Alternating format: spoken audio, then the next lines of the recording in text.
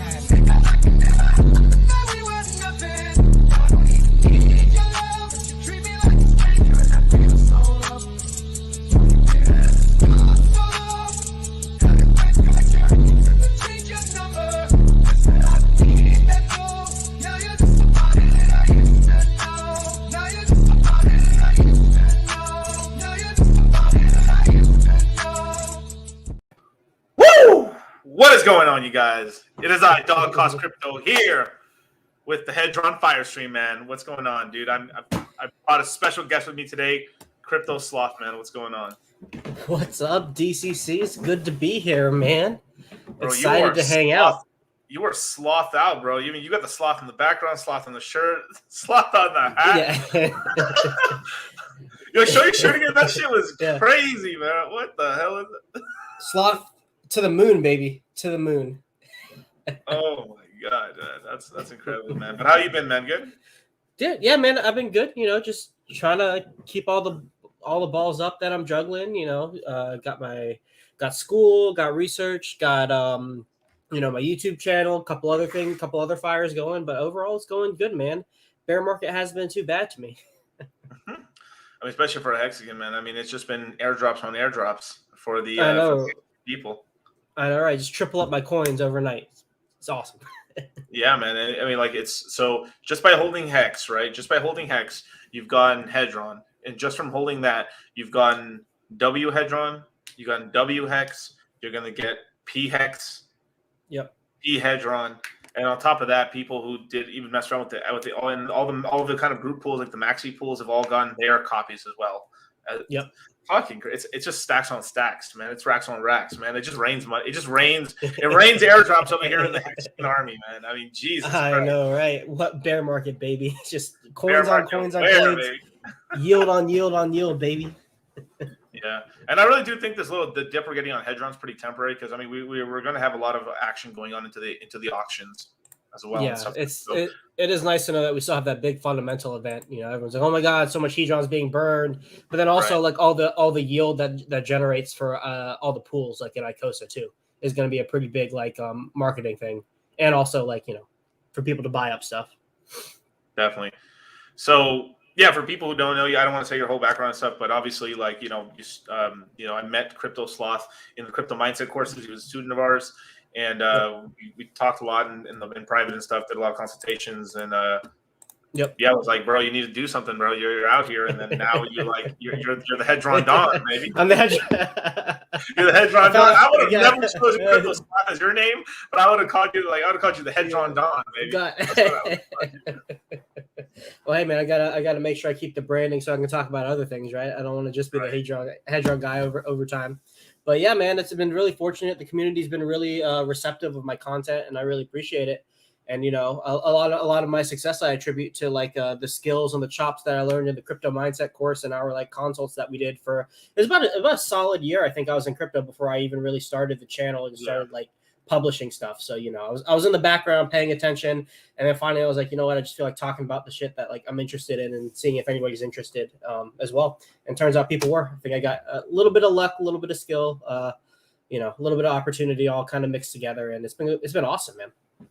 Yeah, man, you always worked pretty hard and stuff like that, and you had a pretty busy schedule too. On top of that, and I was like, wow, you're doing quite a lot over there. That's for sure. Yeah, man, but yeah, I think things have been great, and you know, I was disappointed I couldn't take the last course, but I heard it was pretty fire. But you know, I'm sure there'll be another one I'll be able to jump in. Hey, not a problem, man. Don't you worry, man. We've also launched the Citadel, you guys. For anyone who wants to join the Citadel, yeah. We were like a lot of people were asking for like some sort of like group and chat or something that's a little like cheaper in price and stuff like that. So we launched like it's like $100 a month like chat group and stuff. Where I mean we've got about 340 people in there right now. 340 people in the Citadel. There actually should be more. It's just some of our teams in Puerto Rico and their electricity's out, and so we're juggling some stuff. So please, if you join at the Citadel, don't worry, you're going to be able to get in no problem in a minute. But it's just you know, Mother Nature's Mother Nature basically. But it's a kind of a cool thing for every month you stay in the Citadel, you basically get $50 off the crypto mindset course concurrently. So you literally could be in the Citadel for a year, decide to do that, and get like $600 off the course. Hell yeah, pretty good. Yeah, pretty good. And we do a lot of calls and drops in there as well and stuff. So definitely, man. A lot of Fight Club stuff, you know. Yeah, a lot of fight. Yeah, we listen to talk about the Fight Club. But yeah, there's a lot of cool stuff we talk about in there and stuff, and as well as like we can be a little bit more like honest in there than we can like in other places, you know, because you got to be. I mean, you got to be a serious person to be in there, but like no brokies in there, man. That's for sure. Or at least if they are, they're not going to be for long. Exactly. I mean, it's a good place to get in there, like just to get the fuck out of like all the negative connotations of like your real life, because like there's a lot of people like I mean, obviously doing the courses and like knowing you and knowing other people, it's like some people have got a really bad situation in terms of the home life, like where it's like it's super negative. So it's like that's something I always appreciate about you. You know, I mean, you're creating your own community and stuff, and you're doing your own thing, and you're also putting like a positive thing out into the. Oh, not to get too woo-woo, but the universe. But no, for real. But this stuff helps people out. I'm shocked. Even though I recognize all the names in the chats and stuff. Like, you don't know what people are going through in their real life and stuff. And then a lot of times, like us two talking up here, can actually really help someone out in having a bad day. You know. 100%. Even just from the perspective of like just not feeling crazy, because like, you know, like the thing you say a lot is like you take the crypto mindset course and you become like the crypto guy of like your family, but that shit can get kind of lonely when you see a future and you see a potential that nobody else sees, and then like you just need a place to be able to like build your vision with a community who shares that same vision with you. Like I don't think that the importance of that kind of community can be understated. Definitely, man. So I've got to ask you, man, since I brought you, this is the first like solo stream I've done with you, man. So hell yeah. What's up? How did you find Hedron? How did I find Hedron?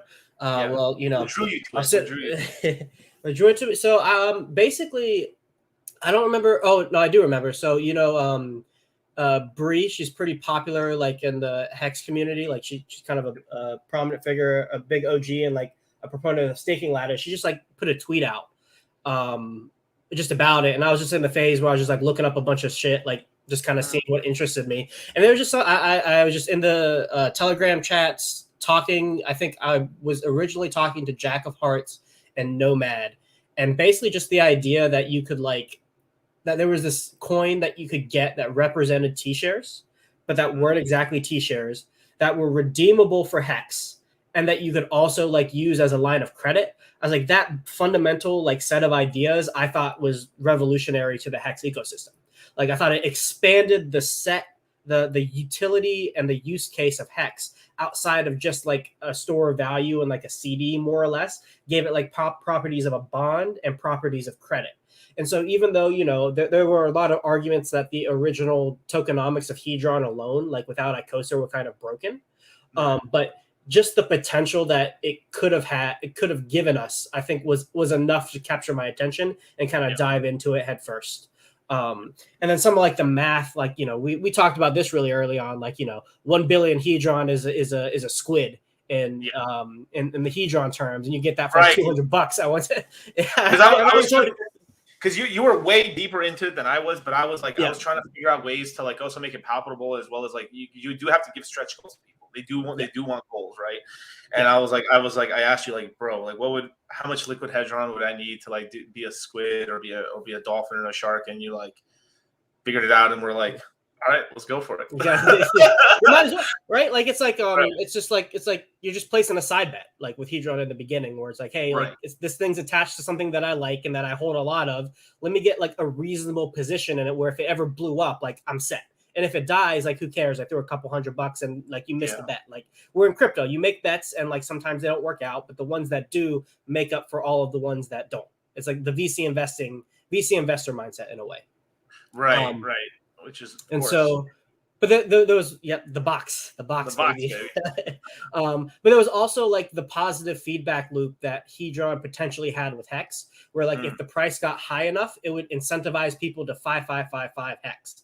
So like it would pump the Hex price, pumping the Hedron price, and then like that loop would start. So like just the potential of a price positive feedback loop that fed into the main use case of Hex was like, oh shit, like this could be like gasoline on like what already exists on the Hex fire, No, definitely and stuff. And like, I mean, I was one of the people that raised interest to you because obviously I know we were talking in private and like before, you had ICOSA and you had all the other stuff. I was like, has a major problem with the supply issue, right? Yeah. And I was really happy when like they sort of started whisperings and the announcements of like the actual adding of ICOSA, the NFT, and all that other things. And I was like, oh shit, here we go. Now we have some incentive. Now we have some incentive here to kind of like burn up a lot of these Hedron tokens and stuff, and then start making it a lot more rare over time, which is really good. Yeah. So because I was like, that was the missing part for me, because that's why I hesitated in the beginning, because obviously we all claimed anyone that was around there or was in any of the courses or any of the chats, we all claimed the 10x or a 9x at the latest, right, on all the wallets and stuff. So everyone got the bonus. So you got the free money if you're a Hexagon. But then from there, it was I was like, I don't know. I had a gut feeling that like, I don't know, it was probably a bad time to buy, which ended up being right.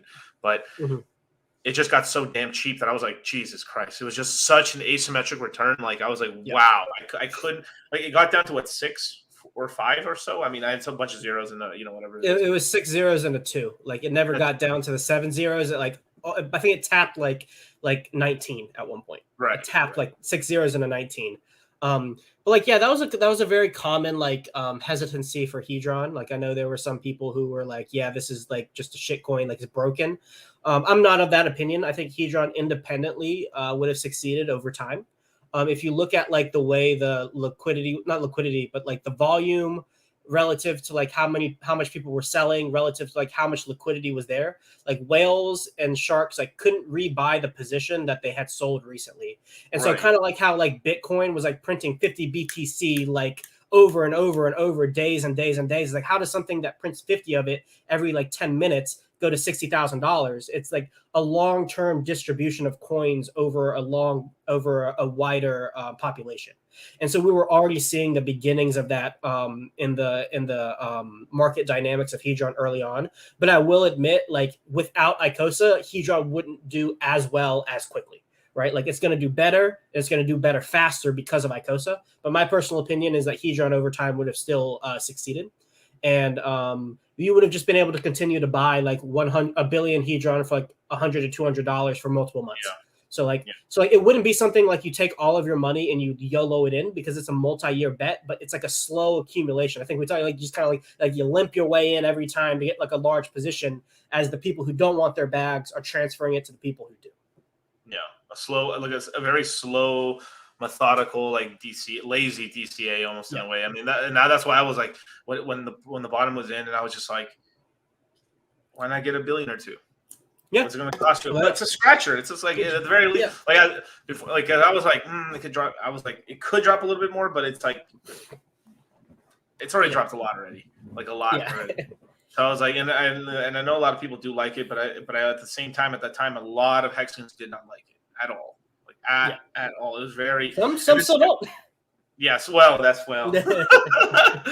I'll protect the innocent here, but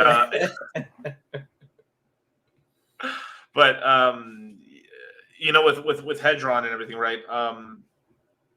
Yeah, it's that whole thing. Remember the classes I was talking about? Like we're entering like the of course got to bring out the old Thanos glove here. But we're going into like the Richard Hart cinematic universe, right?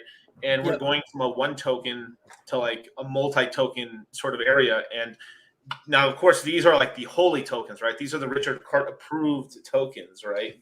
Richard Hart maxi tokens. But because we've gone from basically a religion of one god into multiple god coins, basically is what's going on.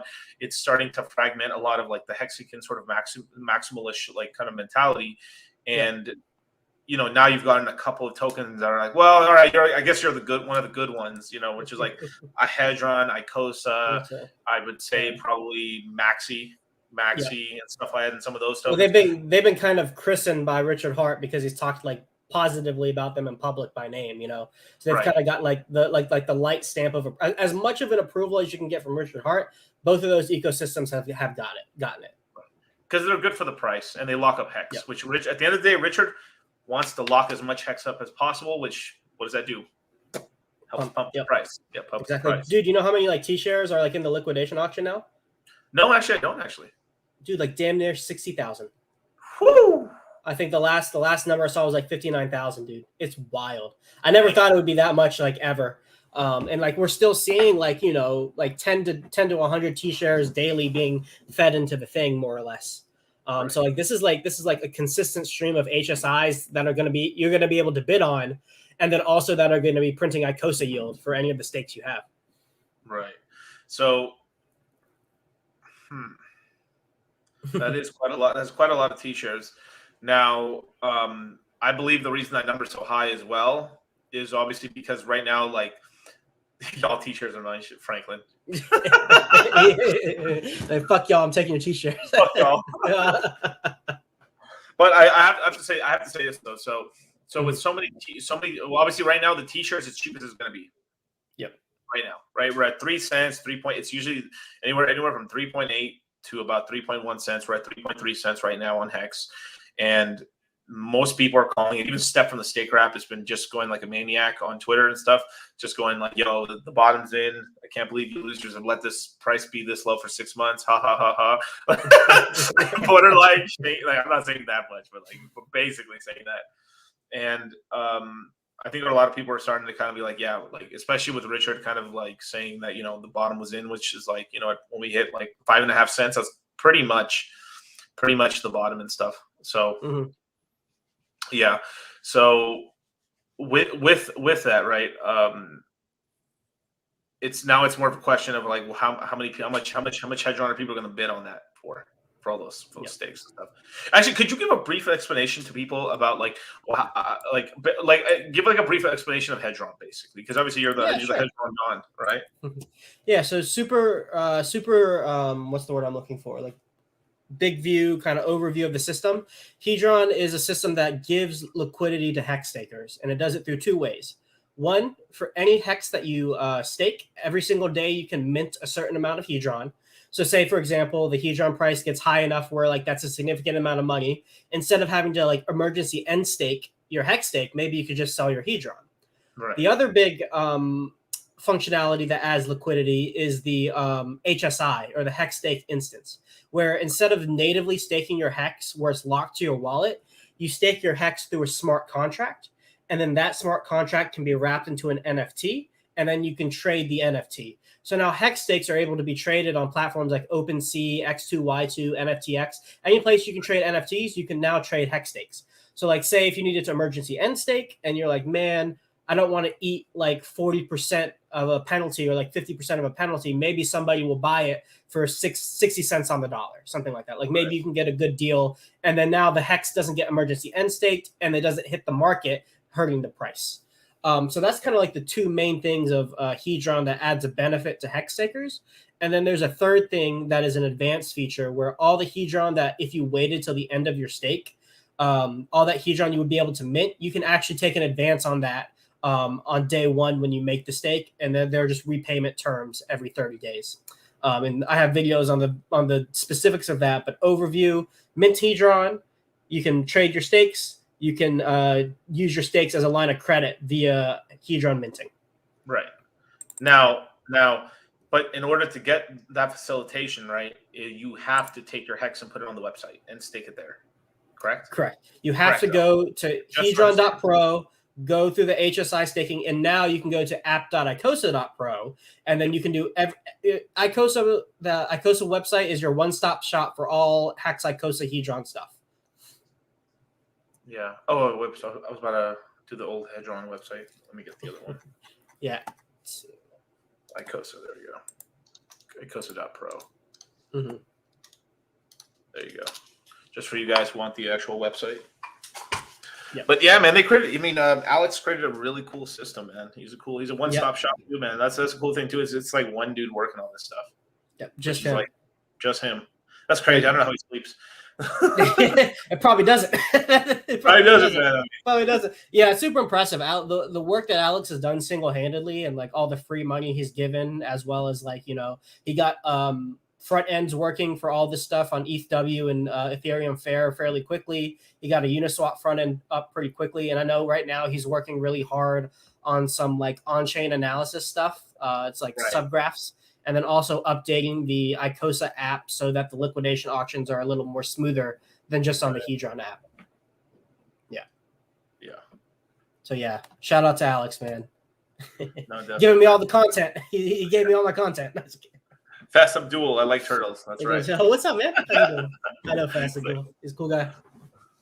He's like, I like turtles. That's funny, man. And that's a beautiful thing too. Is like all this shit we got for free. If you just had hex stakes and you were staking, if you're a good Hexican, like now I never gotten into the whole fair thing, the ETH fair thing. I just stayed away from that. But I'm chilling off that. I'm good. But it is kind of cool that it's like I would say some people have liked the action on the Ethereum prisoner of war chain. And I would have totally chosen a different name than that. Like, I would have just But anyway, Ethereum W, right? A lot of people do like. There has been some action on there, and then you got the free copy over there, and then you've been able to use the website safely and stuff, which is really shout out to Alex for that. But yeah. Yeah, sorry, the chat's killing me. It's a fucking Pepe with a little. That's funny. But definitely hit the like button, subscribe, hit the notification going, and go follow my boy right here, CryptoSloth, on YouTube and on Twitter, right? Do you have an Instagram? I do not have an Instagram. And Twitter's Sloth Crypto 3. Yeah, I'll throw my Twitter in the chat. And you can please do. No Instagram, Twitter, and YouTube keep my attention enough. Okay. But I heard you're trying to make the rounds on Instagram, man. Trying to conquer that social media land a little bit.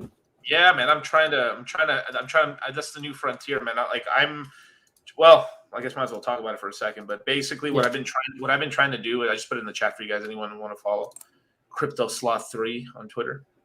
But so one thing that I've been really trying to push for, right, is like I'm literally going to try to say this on every stream for the next couple months, just so like, I heard it somewhere. Oh yeah, motherfucker, you heard it somewhere.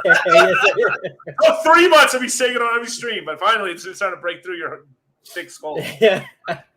But basically, like, all right. So here's what I did.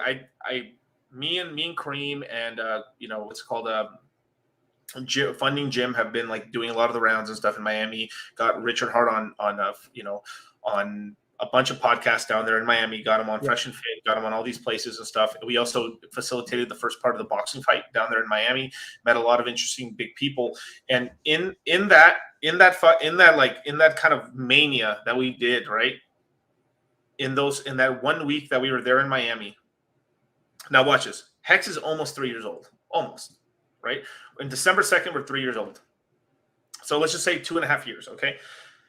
So in 2.5 years, it took us 2.5 years to get 100,000 stakers. In 1 week, we got 10% of all the stakers in Hex. Let's go. Runs. Isn't that crazy? That is crazy. 10%, like a in like a Yeah, fraction of that time. I think right now we're like 113,000 or so. I think that's the number right now. I have to look. Yeah, but roughly somewhere in that range. We're in that kind of crazy number, and that was based off of like the Fresh and Fit thing. You know, getting on all these big podcasts, talking to all these people, setting up interviews. I mean, interview after interview, hitting them with Jay Watt, like the whole red pill, and then also trying to set up. Like we're still setting up right now a future interview with Richard and Andrew Tate as well. So that's going to have some pretty major stuff going on. So as well as we got some other people we're cooking and stuff. But right now we, because of that, when we came home, we kind of finally got to relax for maybe a day or two before we had to get back to work or something and do all kinds of other stuff. I just kind of did this little breakdown of like, let me look at all the major social media people in Hex, as in, and in Richard and all this stuff, and kind of see how we're doing everywhere, right? So obviously we're doing as good as we can on YouTube right now. We're getting kind of gate kept on YouTube, but you know, Hex community wise, we are the most vibrant YouTubing community in all of crypto. Period. End of story. There is no subsection of anything in crypto that has more YouTubers than we do.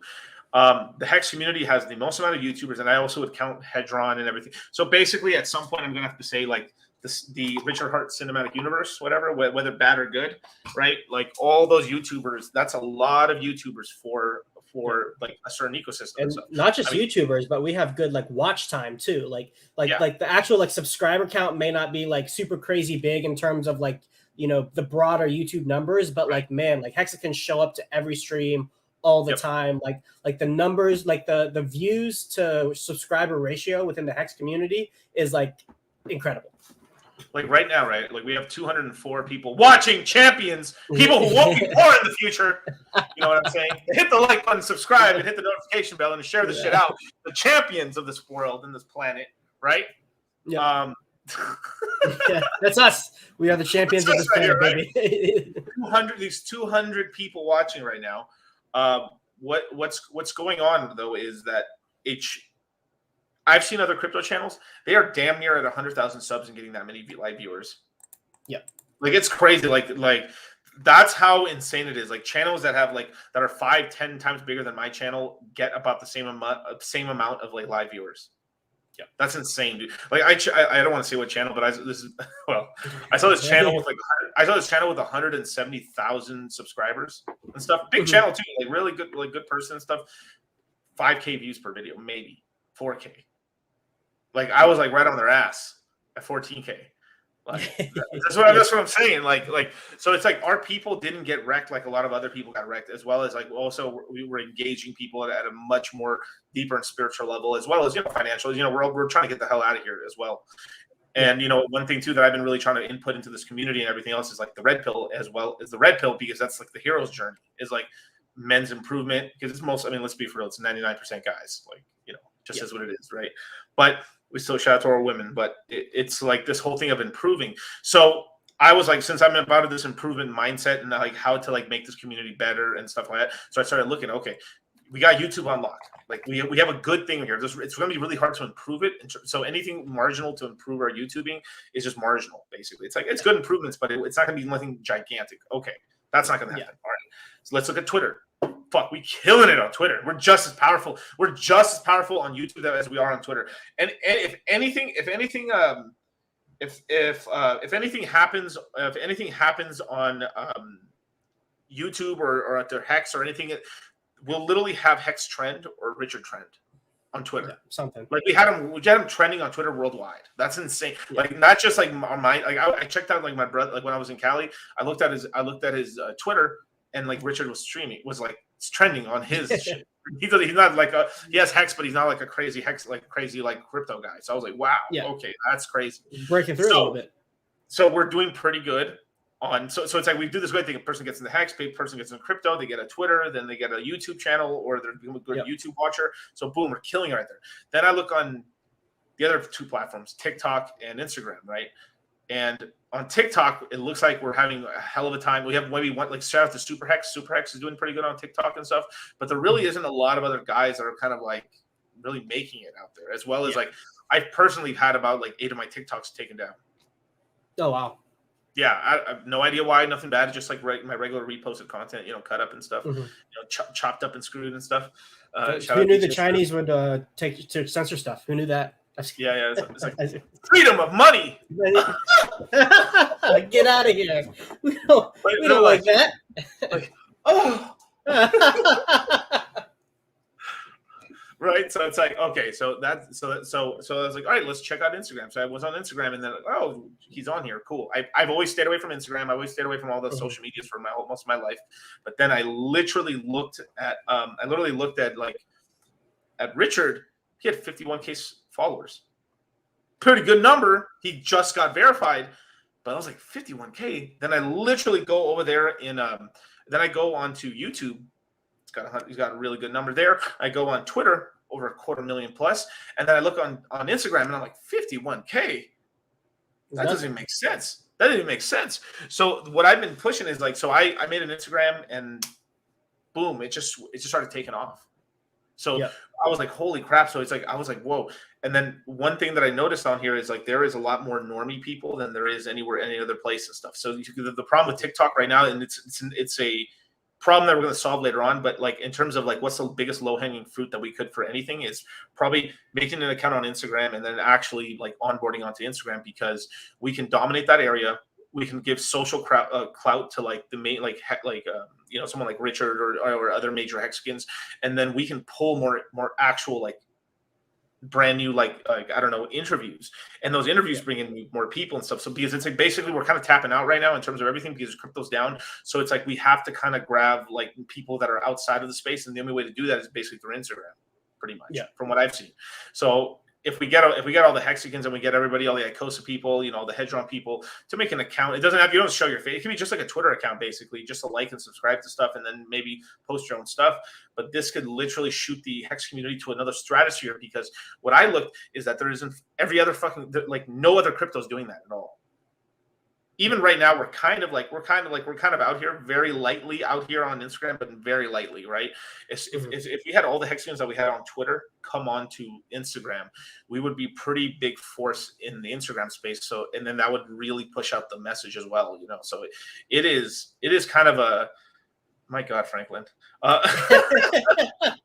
It would really push this whole thing out. And then I was like, holy crap. So since then, right, so me and Kareem have like set up the whole Hex boxing fight and stuff like that, along with Gary and stuff.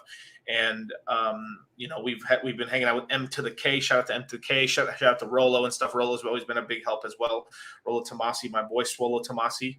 But M to the K has been really helping us with Hex and stuff. He's gonna be fully sponsored for the Hex fight. It's gonna happen in Atlantic City, October 15th. And we're definitely like pulling all the stops for that. Well, we started doing all these posts with all these guys with like millions and millions of subscribers or followers on Instagram. And like, look at this right here. We push Richard from 51,000 to like a crazy number now, like just from like pushing all this stuff out. So let me see if I can find it. Rich.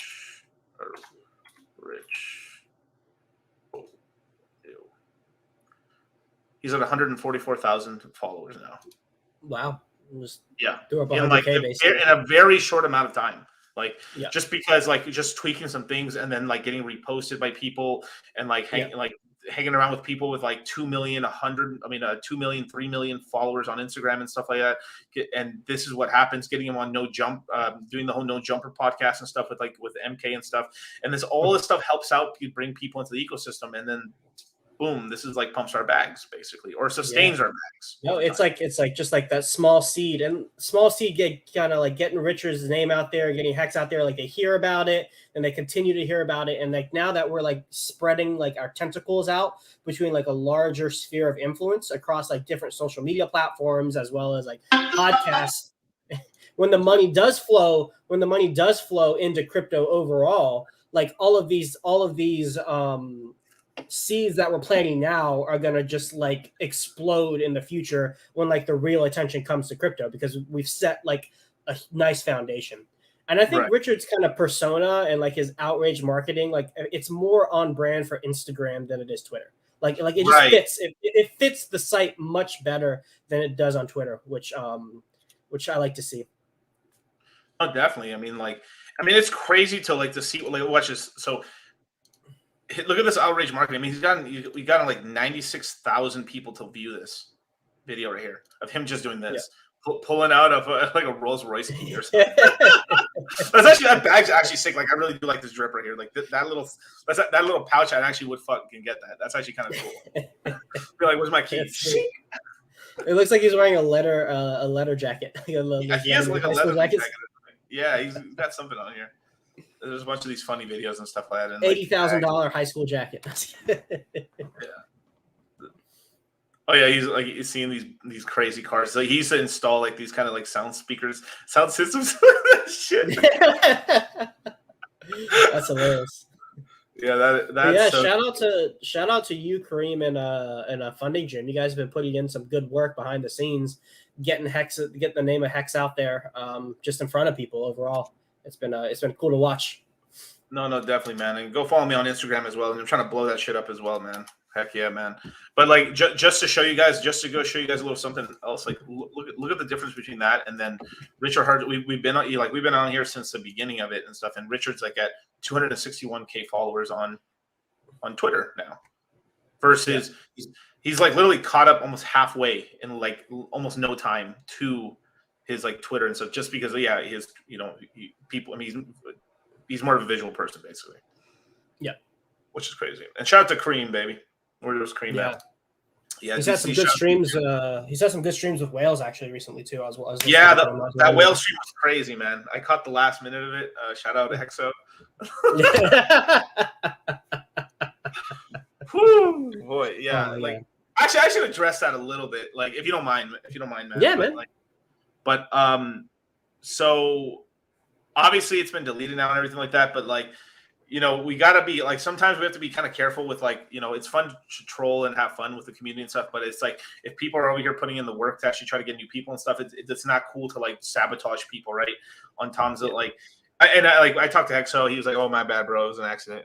Like he literally didn't even know what I was talking about when we talked and stuff. But it was more of just like, we've kind of memed up like T Money a bit, and stuff. And I really don't believe he meant anything bad or anything like that. I think I've talked to the brothers a lot of times and stuff. I mean, they're trying and stuff. I think just they bit off a little more than they could chew.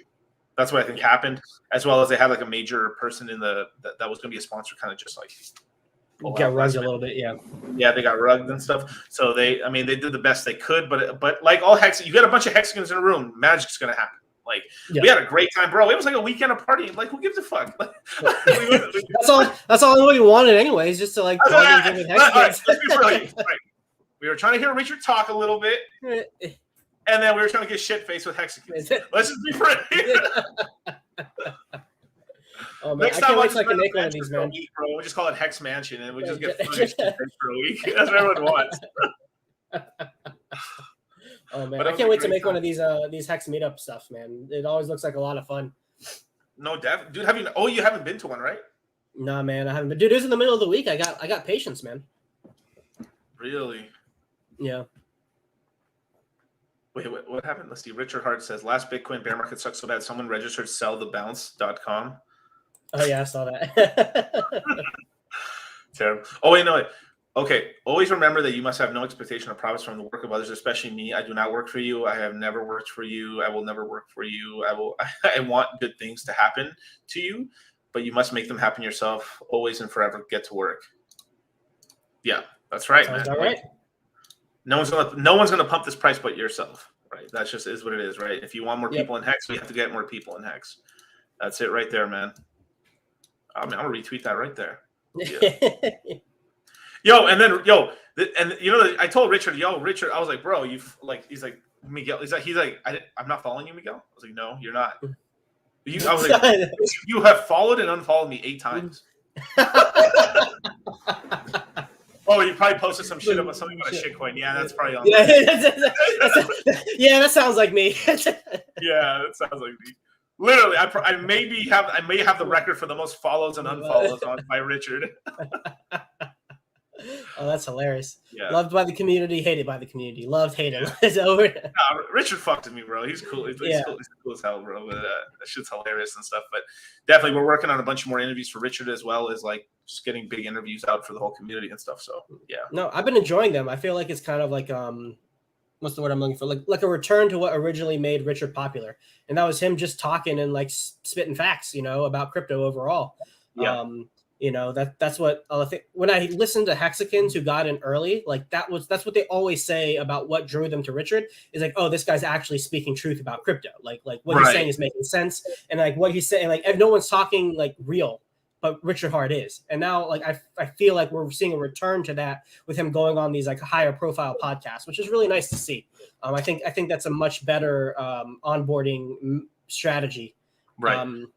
Yeah. And we're still working on like a Pat Bet David interview as well, because he went on the Saucecast. Shout out to Adam Saucenick. But we're working on a bigger the other interview with that, as well as just as many as we can get and stuff. I mean, shit, if we can get him on H3 or whatever podcast we can get him on. You see, Jay, I don't know if you're gonna get Ethan Klein to have Richard Hart on. That'd be hilarious, bro. Maybe old Ethan, but now Ethan's probably a little too wokey to a little too soy now to have Richard Hart on. Bro, it'd be hilarious. I mean, like, dude, I think Richard would like wreck him a new asshole or something. Yeah, I'm a, it's just, it just is what it is with it. But it's just like talking about, but it doesn't matter what it is. Like even if like Richard doesn't need to defend. Who'd be good to have all we literally got. We just put them on some of these podcasts and just let him just slay. You know who I think would be good with Richard? I think a conversation with him and Destiny would be really good. Destiny. Okay. Yeah. Destiny. He's been on Fresh and Fit a couple times already, and just recently. Yeah, just recently. And he's like a big OG like political Twitch streamer. He kind of like carved that whole space. He's really, really good at asking great questions, and like him and Richard Hart talking about like the fundamental value of like crypto, hacks, etc. I think would be a really elucidating podcast for the general public, and it's something that I would like to watch too. Shit, we'll see if we can make it happen, man. I mean, he's friends with Sneeko and stuff, so I'll see what's up. Yeah, might sneak in. Oh man. But so I mean, so right now, what's your current thoughts? Are you using dollar cost averaging into like Hedron right now? Are you buying ICOSA? Like, what's the move? What's the plan? What you doing? So I've been dollar cost averaging both into Hex and ICOSA mostly. So like I was fortunate enough to get a pretty solid Hedron bag early, where like any DCAs I have now, even at this retracement, doesn't move the percentage of my Hedron bag that significantly. So now I'm really focusing on getting that like Hex base like set, and it's all just liquid right now. And then also I'm taking it's about a 50-50 DCA, Hex and ICOSA every time. And then I'm just building an ICOSA position to get ready for the liquidation auction starting November 13th. Yeah. And actually a little not shout out, but a little alpha for everybody. The ICOSA price is under its ceiling price, so now you can get a better deal off buying ICOSA on the market versus. Whoa, rough stuff! Really, dude. Small fucking world, man. Shout out to rough stuff. Another alumni right here. He's like, I used to wreck Destiny in StarCraft 2. That's where he first got popular as a streamer. Fuck that kid. He made fun of my mom while you were throat fucking him. You destroyed him. Damn, that is crazy, man. Yeah, that's funny. Yeah, what was I saying? So someone's been selling down the Hedron price. So like the ICOSA price. So like if you're going with just both ICOSA. Yeah, here I'll show you. Let me pull up the chart.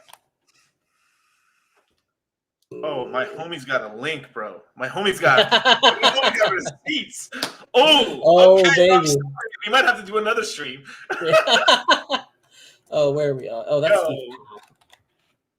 let's see. But yeah, so I don't know if you caught my stream, my most recent like solo stream, Hex Endgame. No, but like, I mean it's a long stream, dude. It's like an hour. I would watch it anyway, though. Of me just lecturing. Yeah, you're too busy, man. You got all this. You got your own fire. You can't watch my stuff, right? You can't watch your own student stuff, man. Come on, what's up with that? All right. I think cut that. I'll do it now. I guess I'll watch the streams. Yeah. No. It's just I just been on a really busy like traveling schedule. That's kind of what I haven't been on too many streams. No, man, I feel you. But like, yeah. So anybody who's like watched my stuff, they kind of know that the ICOSA price can potentially track like the Hex price. In addition to the being amped up by the T-share. So like as the T-share goes up, ICOSA theoretically moves against Hex. And so that's what we saw here. Like this whole period right here was like the original ceiling price of Hex before we had that big 700 T-share rate hike in terms of Hex. And so like if the price goes above this point, then you could arbitrage the price down by staking Hex 5555, 5555, and then selling that ICOSA on the market. And then once the T-share rate went up, that ceiling price rose to about here. So someone overbought it, people arbed it down, and then it has been tracking the new ceiling price here at about 31.9. Now, people have been selling down the ICOSA price recently. So now we're way under even the old ceiling price, which is possible. There's nothing like below it, like arbitrage, that's holding that price up. But what essentially is happening right now with the ICOSA price is that you can get a better deal of buying ICOSA on the market than you can by doing the HSI buyback mechanism. And this is an opportunity that only presents itself when people oversell the ICOSA price relative to Hex. Now, one thing to keep in mind, there is only $76,000 of liquidity in here. So if you have a large bag and you're trying to get a large amount of ICOSA, you may move the price against yourself significantly. So if you're that kind of a player, like you might want to just buy it up to the ceiling and then use the HSI buyback mechanism, or just go straight to the HSI buyback mechanism. But if anybody here has been looking to accumulate ICOSA, specifically in preparation for all the Hedron that's going to be burned starting November 13th. Now it is, now you have about, let's see. You have about a 10% discount on ICOSA right now. So you can get 10% more ICOSA than you would if the price was at its ceiling price.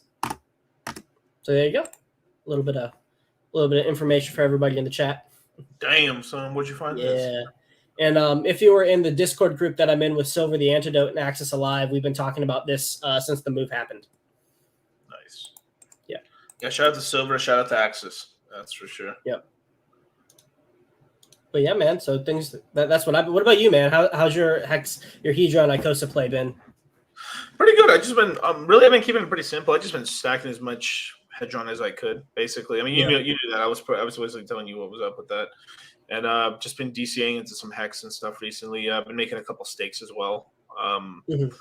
Made a pretty short term. I think I did like a 5-year stake recently and stuff. Nice. I believe in having multiple stakes, not just 5 and everything. Blasphemy, Miguel. Blasphemy. Yeah, blasphemy, basically. But yeah, that's what I've been doing, as well as I've been really looking into Alluvium recently as well and stuff. I'm excited about. Yeah, really excited about that one. The price is getting really cheap. It's $50. All-time high was $1,800. Yep. Yeah, dude, without a game remember that. Without a game launch. You remember how you heard about Alluvium? I don't know if you remember. No, I remember. Yeah. Yeah. No, that was a good come up. I made some good money on Alluvium and stuff, but yeah, it's been hard. I'm seeing the price so cheap, but I'm seeing all this like Hex discount, ICOSA discount, and everything. I'm like, man, I don't know which one to buy. So I kind of decided I'm just focusing on the Hex stuff, and then once we get obviously one's gonna pump relative to the other at some point, and then as well as any yield that I'm generating, eventually I'll be building an Alluvium position and just staking a percentage of that. Right. Yeah, I'm focusing mostly on the Hex side as well and stuff. It's just stacking up dry powder, making sure I get Hex at this price, because I really do think like we're not going much lower. 2 cents is pretty much the low on Hex. Well, at most a 50% discount from here at most. Yeah, at most and stuff. So it's like 30% to 50% discount on Hex at most and stuff. So it's like when you don't have as much money, time's your best friend.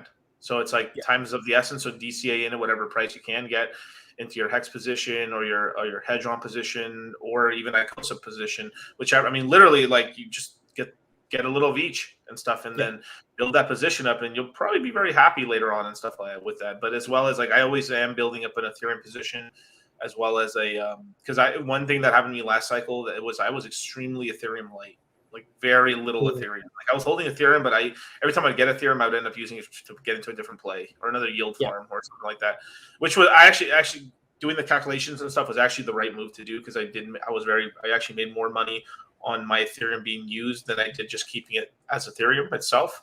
But So I'd do that again if I had the opportunity to. But it's just like I am probably going to keep more of an Ethereum bag here and there and stuff. But because most people are pretty bad at choosing coins, like very bad actually, like very bad.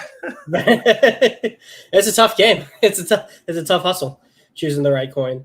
But yeah, I'm actually in the similar position myself. I'm not holding too much ETH, like liquid ETH. I kind of see like my liquid hex as liquid ETH in a way, especially with things like CalSwap, where you don't like necessarily need you're not paying a gas fee. You're just paying like a fee to the exchange in the coin that you're swapping with. You don't really need as much liquid ETH as you would before. But that's just kind of, I'm just concentrating my capital into the couple bets that I like and waiting for that to work out. Yeah. So actually, frankly, I have a cool question right here, right? What do you think about the WAATSA? What do you think about the NFTs? So yeah, I'm a huge fan. I mean, have people just been have people been claiming them a lot recently, or just been leaving them alone? Because there have been some burning of those NFTs, and actually, I follow a Twitter account, Dev Huey. He's like a data scientist, and he's been posting. I'll see if I can find his Twitter, but he's been posting a lot of cool charts and data about the WAATSA NFTs daily. And so he recently made a post about the WAATSAs on the other chains, like ETHW and stuff. And people have been burning those more than they have been burning the ones on the proof of stake chain.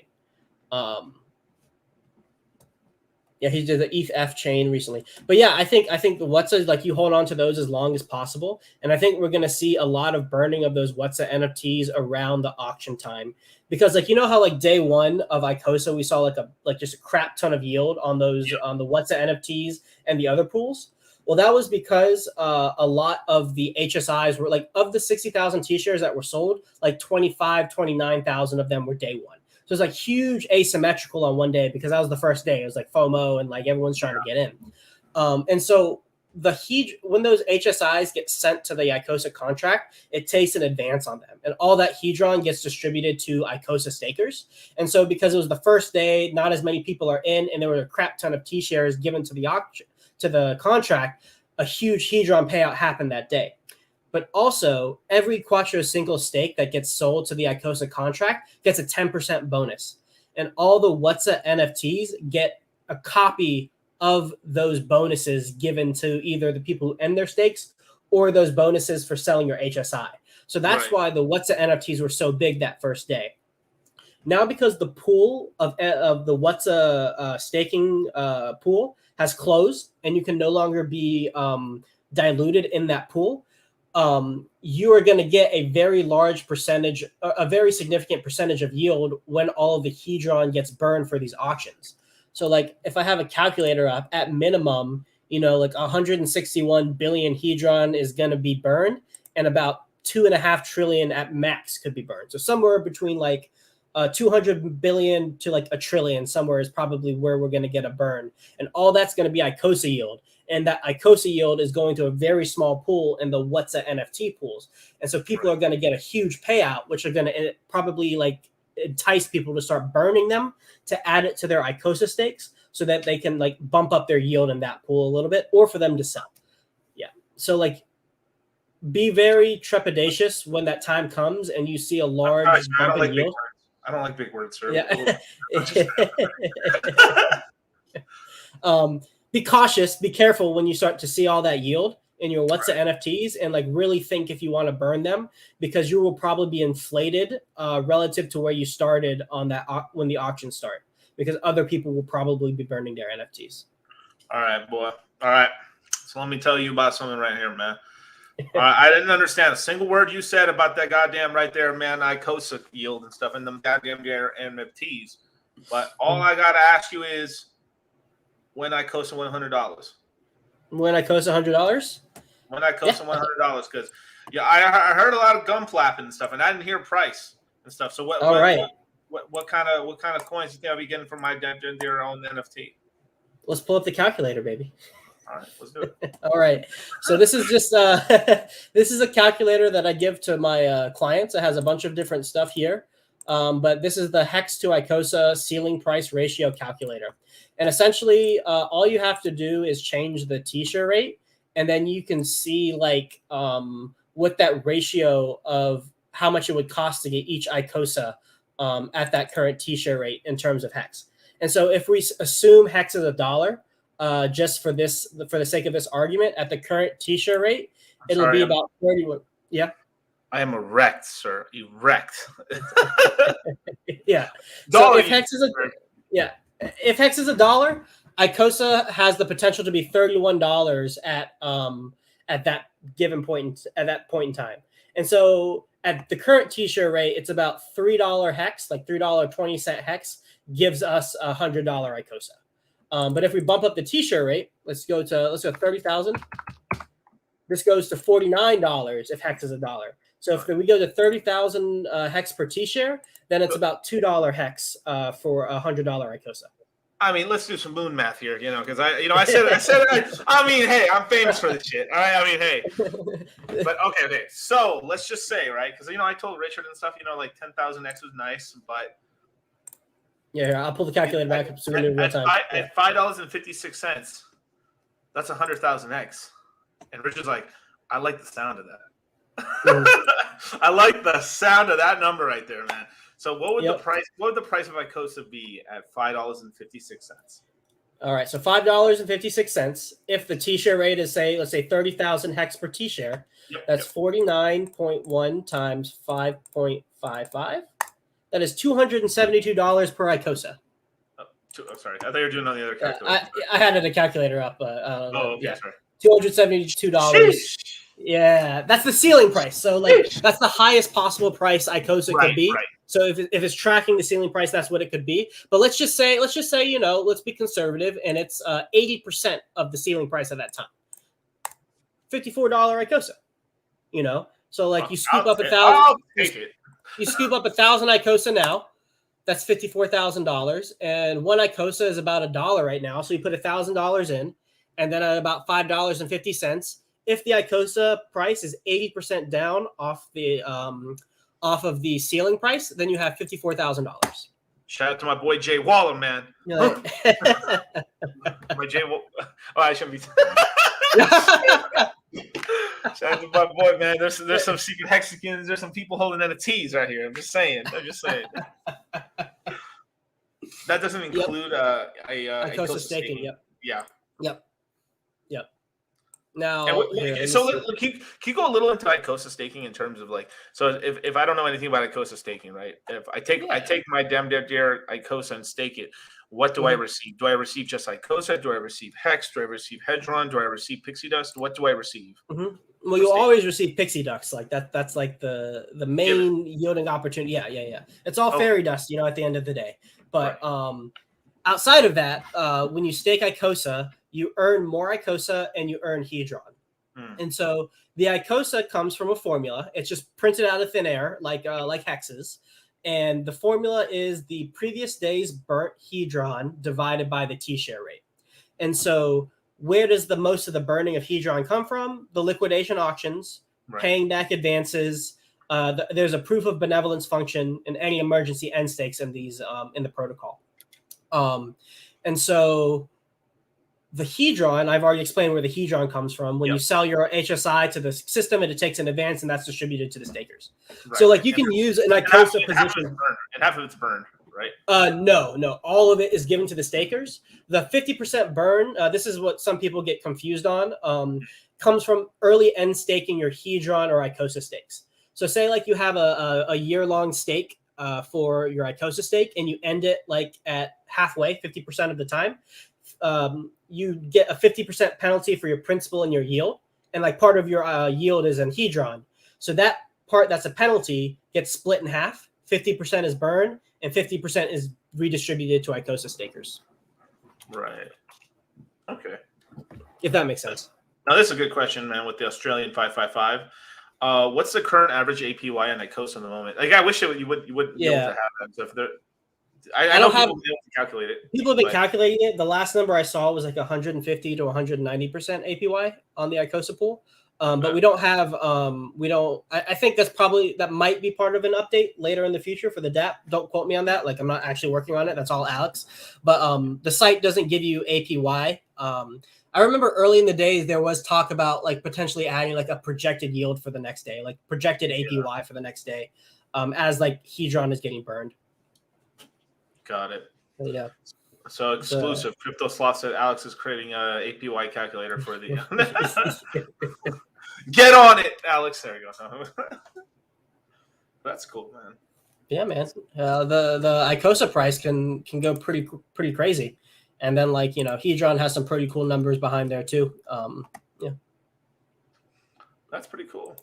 So, and obviously some of the staking, especially if you're staking like your Hedron and stuff like right, it's kind of weight based basically on how much you're putting in there, right? What a billion has a certain time limit versus like someone putting in like 100 billion, basically. Exactly. Yeah. Exactly. So like the more you stake, the longer your lockup period is, and then max to a year. So 360 day. If you're staking 1% of the supply, the liquid supply, you have a year-long lockup, which is good because like those people are getting like 1% or more of the total yield, and so that doesn't hit the market for minimum a year. Got it. Yeah. Interesting. Yes, sir. I don't know if I missed it. I was showering. Do you get do I get ICOSA for staking Hedron? That's all you get, sir. That's all you get.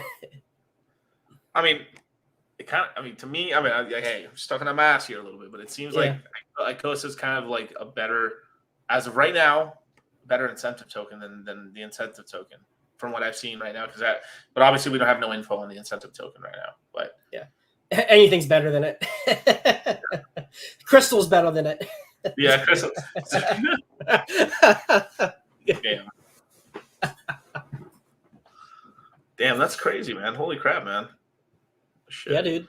It's wild. And then the WAATSA NFT yield is going to go bonkers at some point, and it's going to be like a big game of chicken. You have all this money in there, and you're like, man, do I want to burn it? That's why I was pushing really hard to mint multiple ones, so that like if it's kind of like with like the Hex staking ladder, where it's like you hit your 15-year one out there, but you do a 7.5-year one because man, it's going to be real tempting to emergency end stake it when you can get your principal back. It's kind of like the same principle. Yeah, the ICOSA yield is dope and stuff like that. Yeah, so I mean, the one cool thing is that you had the God whale stake a ton of Hedron into the Hedron pool, and then has he taken some of his yield and actually put it into the ICOSA pool yet? Well, or not? He can't because he has a year lockup. You don't get your right. Yeah. Oh, I know. I thought he had bought some ICOSA. ICOSA. No, I haven't seen that yet. I haven't seen that. I'm actually a little surprised he hasn't thrown a little hex into like the HSI buyback function yet. I'm a little surprised about that. But hey, it is what it is. I think him staking was overall a good thing. And I've been talking about, not the Godwell specifically, but I've been talking about how the Hedron pool is going to be the more competitive pool because so few people have like a crap ton of Hedron like up front, like God Whale and any Hex Sharks and stuff. So they're going to be populating that pool pretty quickly. But the barrier to entry to get in the ICOSA pool is higher because you have to buy it off the market or you have to like give up a Hex stake, which is like a pretty big action, like a pretty big thing to give up. Right. Or burn an NFT or something. Yeah. Exactly. Yeah. And those NFTs are mine. Yeah. you got your Magic Cats and your WAATSA NFTs, all the financial NFTs. Yeah. I got a good amount of WAATSAs, man. Yeah. Or whatchamacallits or whatever. I got a lot of them. We're all the sloth address. Yeah. Dude, you know what I'm excited for? At some point when Alluvium actually comes out, I'm gonna hold like CryptoSloth tournaments and then like have like WAATSA NFTs for the winners. Dude, that'd be fun. That'd be really cool, Yeah, man. I mean, were you in the camp of having larger but less stakes, or were you just more or you were more in the camp of just have as many as possible, or because I know you were saying like at least make $100 one or something at least. Yeah, I like to do like I basically did like of the money I had like 130%, a couple 20%, and then like a bunch of like 10 and 5%. So okay. I wanted big ones, I wanted medium ones, and I wanted small ones just for flexibility. When the time comes where like I'm seriously thinking about burning some, I have the option of like instead of just like nuking a big part or only nuking smart parts, I can like do a mix and match. But the bigger ones will probably be like the never sell ones because my main thesis for these WAATSA NFTs are using them as collateral for loans. I think they're kind of like supreme collateral, because you always know they're going to have more yield in them the next day than the previous day. And so as a thing to borrow against, theoretically, is pretty good. I could totally see that. Let's see. Yeah. In terms of what's I mean, how many NFTs have been burned so far? Let's see.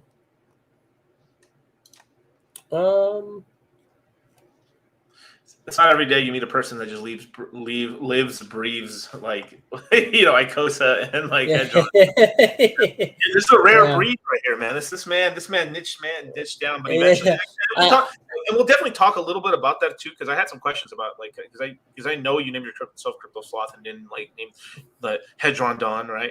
Yeah. So it's like, that was pretty smart not to like completely niche yourself, of course, because it's like, you don't want to be just one dimensional or something. You want to like branch out to other things, but man.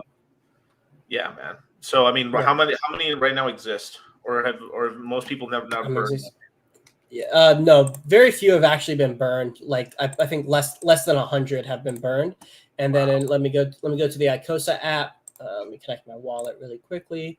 But like my channel mostly, like I didn't plan on talking about things like way too specifically. It's just like an outlet for me to talk about things that I'm interested in. And like that, like at least crypto stuff. Like I branded myself for like a crypto channel. But like here it is. So right now there are 22,000 NFTs. And so like less than 100 have been burned. So most people aren't burning them.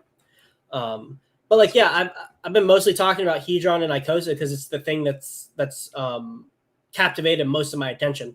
Like, even like of all even like the only other thing that's captured my attention, even to a relative degree, is Alluvium.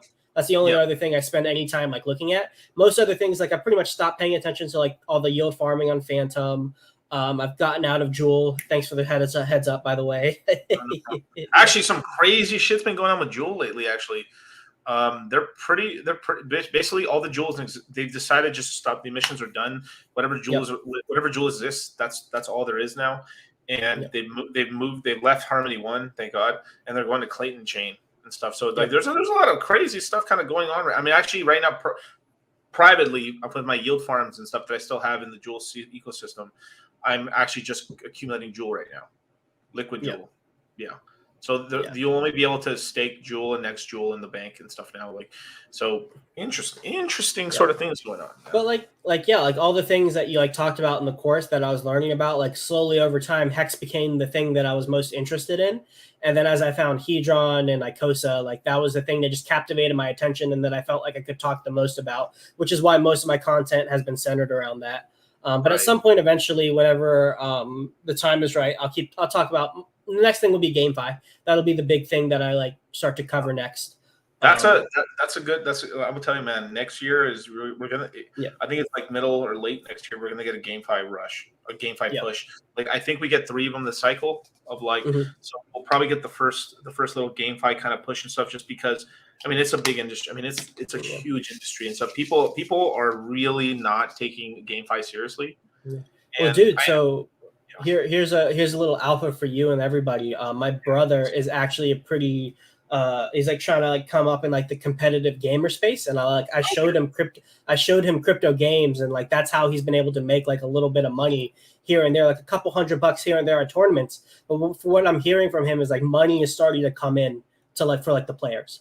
Like he like just got like a small sponsorship, and he's like, like some of the guilds from like traditional gaming, like they're starting to come in a little bit more, offer some money in. So like the rumblings in the background, like from the actual gamers, like who are gonna be like the competitive players in the crypto gaming space, like they're starting to notice some money flowing in.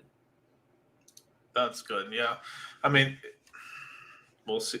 I'm telling you, man, next year is an Ethereum, Pulschain, and by Pulschain Hex and GameFi year. Yep. Next year. It's going to be a lot of that sort of stuff. So interesting. As well as every fucking major CeFi CEO stepping down. And today, Alex Jashinsky resigned. As a matter of fact,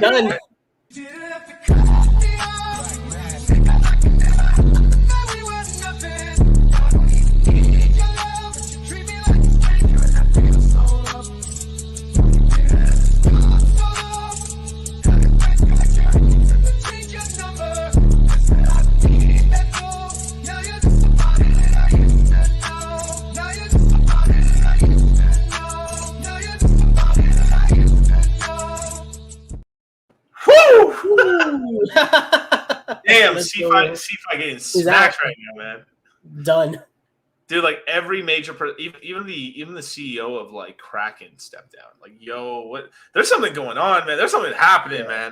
Like, all right, sure, everyone's laughing at it, but like, dude, there's like CEOs that are from solvent companies that are like Out. exiting. That's alarming, you guys. That's actually really alarming. The Kraken one didn't make sense at all, and the Kraken ones, you're like, yep, they got me for insider trading. I'm out here. Take my winnings and leave the casino. Yeah. Oh man, Yeah. dude, how cool would it be to get like some of the Alluvium people into Hex, man? Oh, bro, it's gonna happen. Is he? Yeah. Oh, it's gonna happen. I mean, I'm surprised you haven't broken down like Venomore yet. I have. Well, I have. I mean, I got him into Jewel and stuff. Everything. I made him some money on that, and like he's. I don't want to blow up his spot, basically, but yeah. Yeah, don't worry. He will be a Hexagon at one way, by hook or by crook. He will be a Hexagon. I will. I like him. Have, he makes like, good we'll have content. to corner him down, and I'll brand him a Hexagon. Yeah. Yeah. Oh, that's awesome. Definitely, globalists are infuriating. Alex will be somebody we used to know. What do we used to know? What if they were like the actual good ones, and then the new people they put into power are like the terrible people and stuff, but put in by the world? But I don't know, by the world elite or whatever, dude. Yeah, I mean, is that how it goes? I guess it is, man. We're getting infiltrated by the reptiles, you guys. Yeah. A good thing I've got really Japanese whiskey, you guys. Oh, you're good. You drink your way through the pain. Yeah, what's going to happen is Hexagons are going to get into ILV. I mean, dude, already. I mean, like the crypto mindset, man. We actually own a lot of land. We actually have a lot of land, even now. So a lot of Hexagons. I mean, a lot of Hexagons, but a lot of people in the crypto mindset bought land and stuff. So it's just gonna. We got a lot of parcels on us. It's just gonna be money shifting from like one pool to the other, like like the Johnny Appleseed that thing that you talk about. Like it's like the Pulschain thing will pump, or like you'll get yield on Pulschain, you roll it into ILV and stuff. That thing pumps, or you're producing fuel on your land, and that rolls into like your yield on Pulschain, and it'll just be like two cycles that feed each other. Or at least that's my personal vision for like synergy between the two systems. Definitely, there's always something pumping, basically. But yeah. Pac-Man, dude, I get it, bro. You don't have to spam it, bro. I get it. Yeah. All right, guys. What worries me is that the Fed and FTX guys banking will go against DeFi. There we are, and we'll try to make it illegal. Any thoughts on this and how it can affect? Like, it won't go illegal, but they're going to try to, and they're going to corral it basically. But yeah, just they'll try, but I don't think they're going to succeed. Pretty much. Yep. I mean, they already went after people Tornado.cash shit. I mean, at some point, I don't know.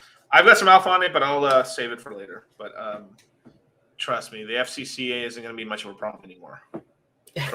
Trust. The spice must flow. Yeah, there's going to be the GameFi sector is really interesting. That's one of the sectors I'm really interested in. I'm investing in because people are just going to get into that shit, as well as like, man, like the whole thing, the gamer, like your brother and stuff, are going to start getting really paid, like paid. Like, so you can even be middle of the pack and be making like bank, Yep. I mean, what Alluvium's trying to have like a $1 billion tournament one day, like $1 billion in prizes. Like that's the kind of money that going to be brought in. Crazy. The chat's just insane. What is this shit? $4 in volume in 24 hours. $4 whole dollars? What are you talking about? I think he's talking about Alluvium on ETHW. Bro, you got it. $4. $4 whole dollars. Oh my god, bro! No. Spice was slow. Yeah, I mean that's what. I mean, literally, we can even look at it. I mean, like, I don't know. You still into the Miranda stuff? You still? Yeah, a little bit. I mean, I sold. I mean, my NFT. I mean, I don't have any more NFTs anymore of it. I had them. I made a good amount of money on the Dark Elves and stuff. So the Miranda stuff, but definitely I'll be getting back into GALA. GALA's getting cheap again too. I mean, GALA's at like shit. I mean, well, we can look at it. Let's see, GALA. Yeah. GALA currently the Pulschain Hex. At a hex price. It's at a hex price right now, basically. It's at 3.9 cents right now. 3.9 cents. Beautiful. That's a nice. I mean, it's down a lot right now. That's for fucking sure. It's peak. I think was 80 cents, if I remember correctly, on this thing. So it's down quite a lot. Yep. This is a question from Pulschain Hex Crypto. What gaming tokens do you think will do best on ETH Pal and ETH Fair? Probably fucking nothing. Nothing. You know, watch this. You put your money into that chain to buy gaming tokens, and your money's gonna be like.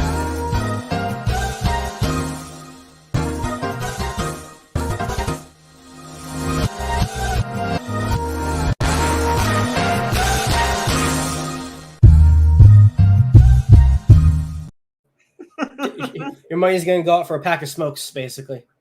Definitely, man. Definitely. And it's gone. And it's gone. No. Pulschain might.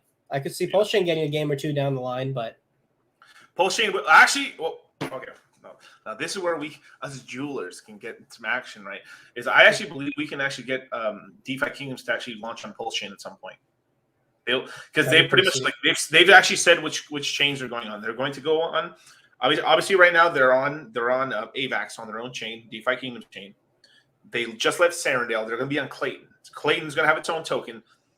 So right now we got kind of two chains. So they've said Matic makes sense. Fancy. After that, Luna's gone. See ya. Hey guys, I'm gonna go on Ethereum proof of work. Like, no, that's not gonna happen.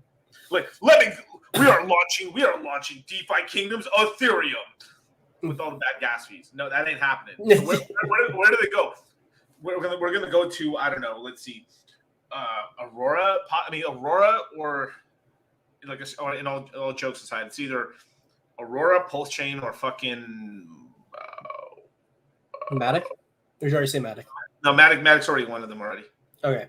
So it's Matic and Phantom are the next upgrades. I mean, the next right. But Clayton's got to launch first.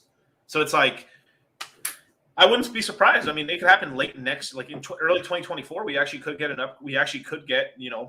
DeFi Kingdoms going onto Pulschain, and I could see it happening actually. And actually, that would be amazing. That would be really, really good.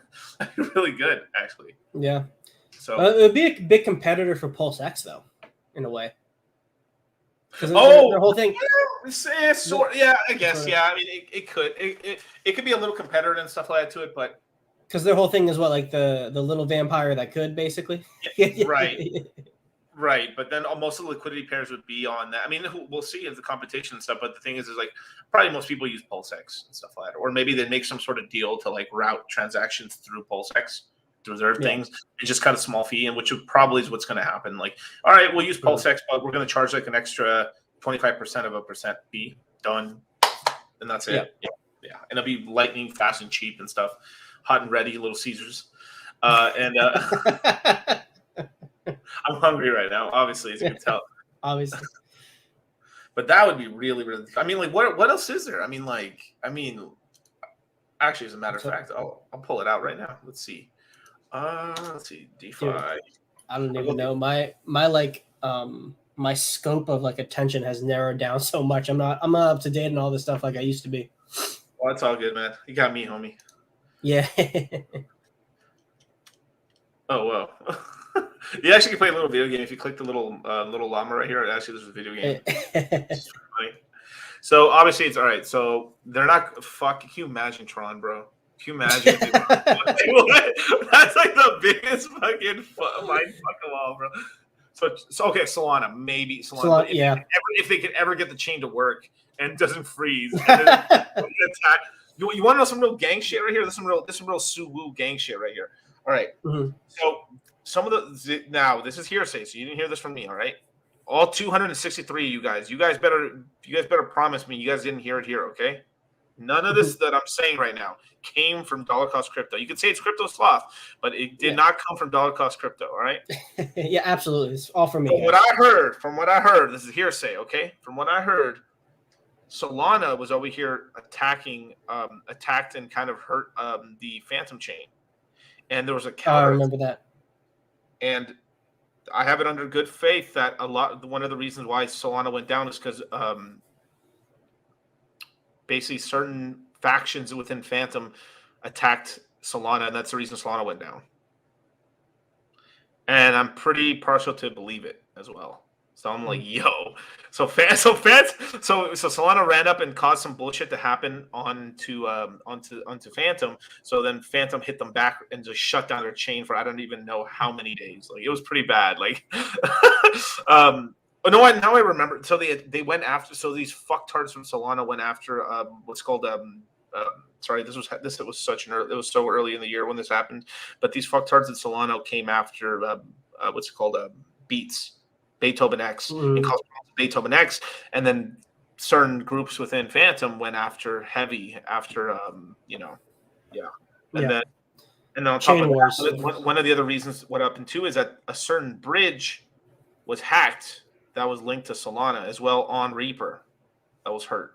So a lot of factions within Phantom were not very happy with Solana, so Solana got theirs, that's for sure. And I'm back to Phantom. Phantom's actually got developers, bro. I mean, I like Phantom. The Solana guys are just drawing with crayons at this point. I mean, like, let's be real. Oh man, that's funny. I will say this though.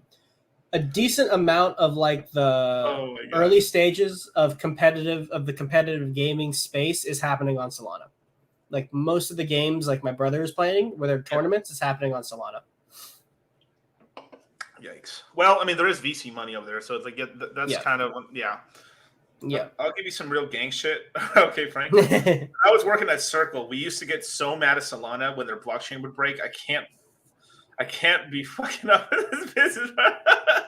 So damn, dude, that's crazy. So I mean, it's just like their chain's garbage right now. I mean, at some like the idea of it is incredible, and it is incredible. You have an atomic clock, right? And that's you don't need an oracle to tell you what time it is, and then you can have smart contracts actually activate automatically. So then you can actually get these transaction speeds. Pretty cool system. Yep.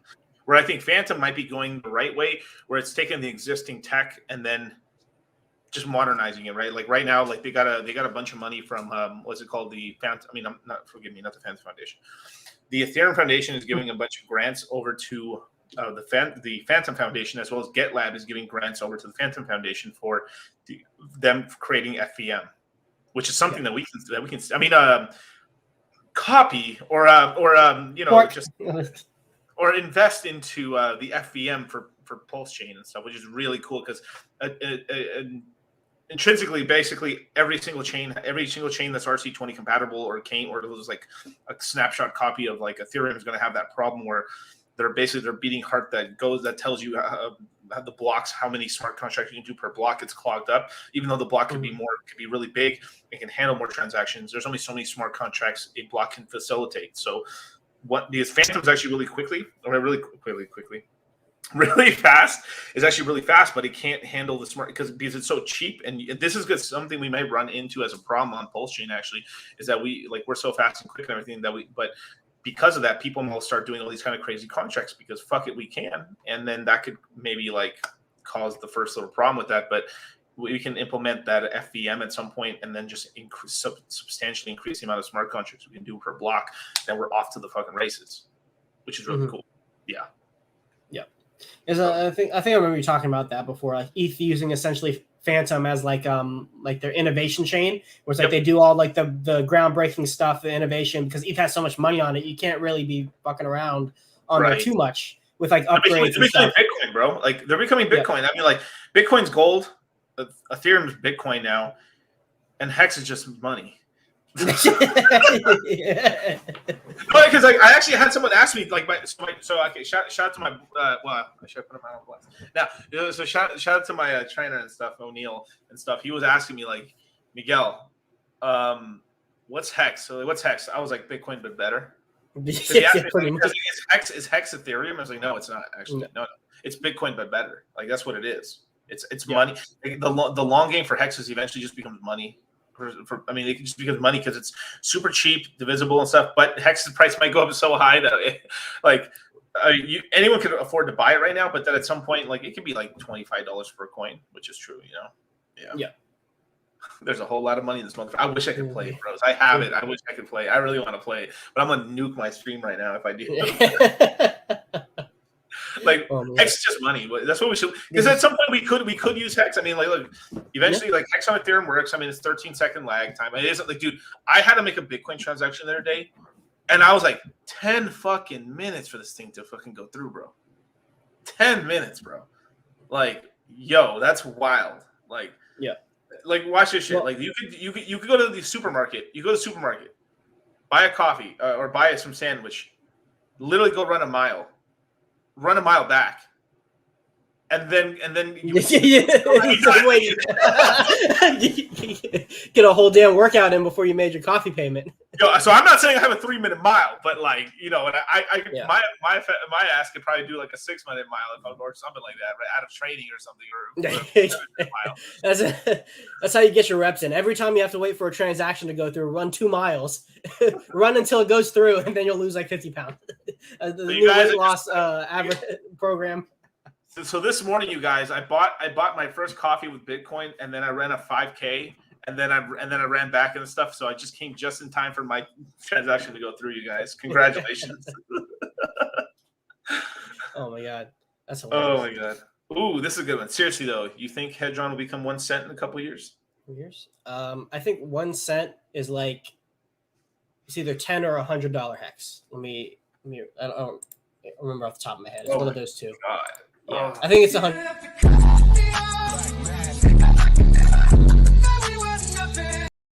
Sheesh. Say $100 hex? No, it's $10 hex. $10 hex, and the ceiling price for Hedron is 1.1 cent at the current T-share rate. So the T-share rate will go up higher. Let me just adjust that a little bit. Yeah, about $10 hex is when the ceiling price is there. And so if we want to get like 80% from like another like conservative estimate, it would probably be like like $15 to $18 hex gets us to a penny Hedron. I will fucking take it, sir. Yeah. No. My call is my call is $5.56 though. But like if I'm giving you the for this cycle. For this cycle. It's like now, for this cycle. There's the caveat. That's why I think the bottom all-time high for hex is this cycle. $5. But if I'm talking about where I can moon math a little bit, where I'm like where how you said like this is the ceiling, right? Probably $25. $25. Yeah. But let's see, I'm saying I'm sticking to 5. But if I'm wrong and it hits 25, I ain't mad. I'll take the L, bro. I'll take the L. Dude, Miguel, you are so wrong. How can you give anybody advice being so wrong in crypto, man? Calling $5 hex and it goes to $25, man. You guys, I'm a loser. You guys, I called it wrong and stuff. I didn't call the top. I was wrong by a multiplication of 5. Damn, son. That's funny. And so $25 hex gets you about 4 cent Hedron at the ceiling. So, you know, if we're chilling at the island you're buying, but bro, I'm buying a nice island. That's all I'm saying, bro. Shit, I might buy it with ICOSA yield. Yeah. You don't even need to sell your Hedron principal. Just sell the yield that you're getting. Because wait, let's go with the Hedron price would be. You guys, the ICOSA price. I have to stop the stream for 1 second. We're going full retard right now, you guys. Yeah. Please. I think this is investment. So let's see. Yeah, at a 30,000 hex per T-share rate, that's 49.1 times 25. That's $1,227 ICOSA. That's it. These are the numbers, man. How do I sit down in my chair, bro? I'm not at full attention right now. I'm at full fucking attention right now. How do I sit down? Wait, hold up. Can you imagine $1,000 ICOSA? Bro, I don't gotta imagine it right now, bro. I don't gotta imagine it right now. I can't even sit down. Yeah. So you get your 1,000 ICOSA today for $1,000, and then you have $1.2 million at the top of the bull market. That's normal. Christmas came early, ladies and gentlemen. Christmas came early. Shit. Oh my gosh. Damn, oh bro. God. As a matter of fact, I should have just been like.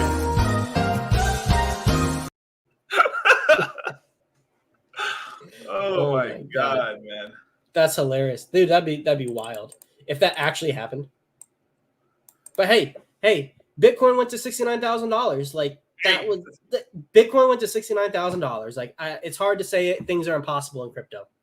Right. I mean, this is the one industry where shit. I mean, magic can happen. Like, let me tell you this. I personally thought my all the fundamental analysis I did on Hex and stuff. I originally thought we maybe the top for Hex was 8 cents. My original thesis, because I mean, I basically was just like the only thing I could even like somewhat compare Hex to, just because of the large supply. Because actually something that Hex kind of beat up. Like, people don't talk about this part. Hex kind of created this large supply coins, really. Like, sure, there was coins in the past that had very large supply, but no one really took them seriously. But like, Hex was one of the first coins that actually had a tremendously large supply of coins. And the only thing I could even compare it to would be like Dogecoin a little bit. So at that time, Dogecoin had only been to like 8 cents as its all-time high, 3 cents, if I remember correctly. So I was like, they could probably do a little bit more than that. So I was like, 8 cents. I was like, yep, 8 cents. I think we can hit 8 cents on Hex and stuff. And it went to 56 fucking cents, you guys. Yep. Jesus, man. I saw Mountain Lip. Hexflex.com, baby. You guys ever want to laugh and shit? Go on Twitter, put hashtag Hexflex. Go look, bro. We were wilding. The Hex Nation was wilding on Twitter, bro. You couldn't shut us up, bro. We were balling out of control. Louis Vuitton, Gucci, all the Hex girls are like, I got my purse in. Okay. You were literally chilling on a yacht. Was it dorks on a yacht? Wait. Something's wrong here. Right. Never been out of my house for more than a second because I'm always working, and then I found myself in Miami Beach on a yacht. Hold up. Like popping bottles like a crazy motherfucker that live and shit. Crazy. You know something? You know what's funny? You know, your original prediction for Hex was like 8 cents, and then it went to 50 cents. That's like a 6.2x off, which is similar to your $5.50 and the $25 thing. Whoa, hold up. That's about the same like delta right there. Yeah. What? Oh my God! What if the top for Hex is actually $33.69 or something like that, or like or it's like 369 or something like 369 or something. Damn. Hey, I'll take it, man. Shit.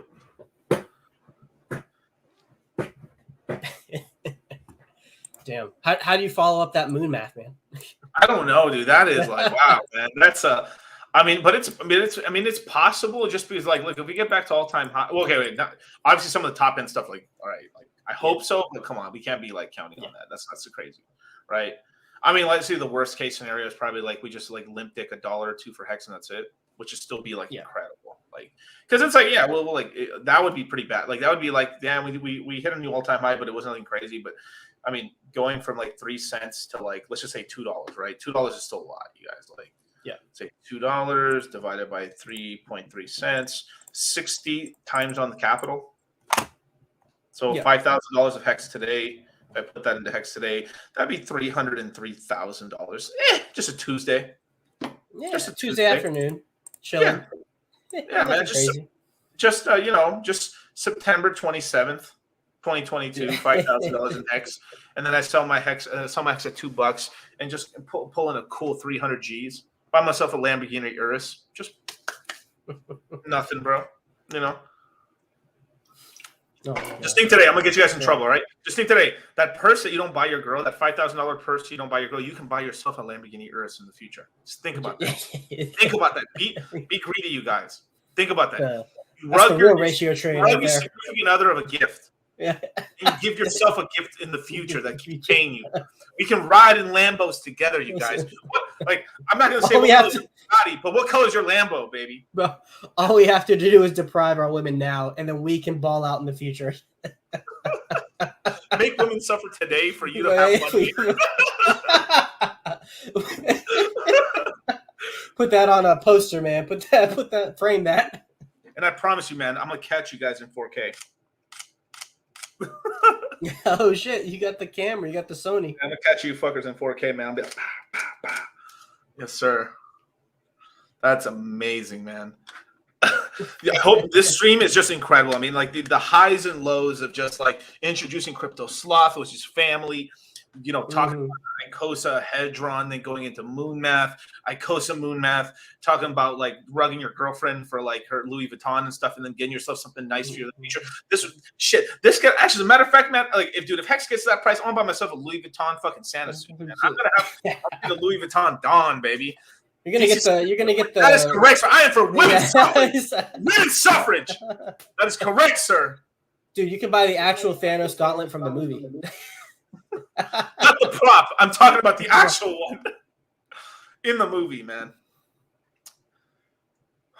Man, what are you guys talking about? That can be wife changing and girlfriend changing money. Bags for the new girl, man. Shit. I'm telling you, man. You show me be like this. We'll be so wealthy. You show me be spending on your girls with interest off the interest. Don't ever spend principal on these hoes. Just the yield. Just the yield, man. You say this. Let me tell you guys a principle right here. Don't be spending principal on. Don't be spending principal on these hoes, man. Spend the interest that your interest creates on these hoes. That's all I gotta say, man. Have a different ICOSA stake for every zip code. Right. Damn. Whew. Let's see. Let's see. Have you tried multi-queue DeFi keying heroes? Future upgrade to how heroes go on quests. Way nicer to run them through. I haven't yet. To tell you the truth, I never played the game as a hero thing. I just mostly did it for the financial sense of it. But at some point, I'd probably get bored and play it. But I'll see. I used to play it. It was okay. Yeah. Damn. I just buy new clothes with yield. That's what I'm saying, sir. You know, you're gonna be a master gardener, Joe Hex. Well, perfect, you guys. Where can people follow you, CryptoSloth? All right, yeah, CryptoSloth on YouTube, Sloth Crypto 3 on Twitter. If you're interested in consultation services surrounding like Hex, Hedron, ICOSA stuff, shoot me a DM on Twitter. And then I'm also part of a private Discord group with Silver the Antidote and Access Alive, where Silver does like a lot of on-chain stuff for like Hex, Hedron, some macro stuff, and then Access does all the TA, and then I'm kind of like the fundamental guy for that group. So if that's something you're interested in, shoot me a DM on Twitter, and we'll get you straightened out. And you can obviously, you're watching my YouTube channel. If you're not subscribed, what the hell is wrong with you? Like, seriously, like, do you hate money? Do you hate FOMO? Do you hate this world, man? Like, Jesus Christ, go follow, subscribe, hit the notification bell. All our links are in the bio below and stuff. And go follow me on Instagram, you guys. I'm trying to get to 20K. I'm trying to get verified on Instagram, baby. Come on, go follow your boy right here, King Napoleon of crypto right here, man. And with that, you guys, love you guys. Peace. My next stream will be next Tuesday, or next Thursday at 7 o'clock Pacific Standard Time with Swerve the Dip and stuff. We're going to be talking all kinds of fundamentals, as well as he's an ex-football player, a professional football player in the NBA, NFL. And yeah, man, catch you guys later, man. Peace. Peace out.